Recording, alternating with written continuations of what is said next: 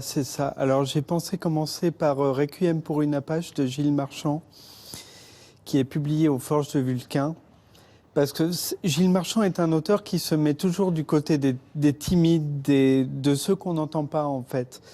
Et donc ce livre, c'est vraiment l'histoire d'une révolte de gens qui ne ripostent jamais, c'est-à-dire de gens dont on se moque. Ça peut être les roux, les blondes, les étrangers, les grands, les petits, les handicapés, enfin tout ça. Ça peut être tout le monde finalement. Tout le monde. Et ceux qui rigolent en baissant la tête, et d'un seul coup, ils vont relever la tête et ils vont lever le regard. Et donc tout ça se passe dans un hôtel miteux qui est tenu par un certain Jésus qui a des maximes comme aime-toi comme aime ton prochain comme toi-même, ou etc.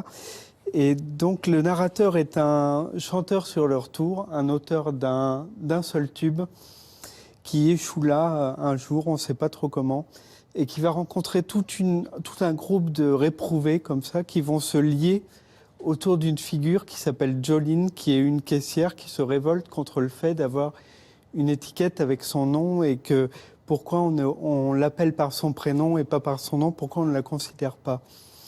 Et tout va être déclenché par un jour, un contrôleur du gaz passe à cet hôtel et ne leur dit pas bonjour, ne les considère pas et leur parle mal et ils se rebiffent.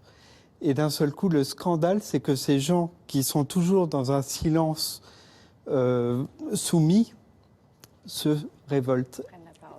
Et ça crée une révolution tendre qui est absolument magnifique parce que c'est quelque chose qu'on n'attend pas.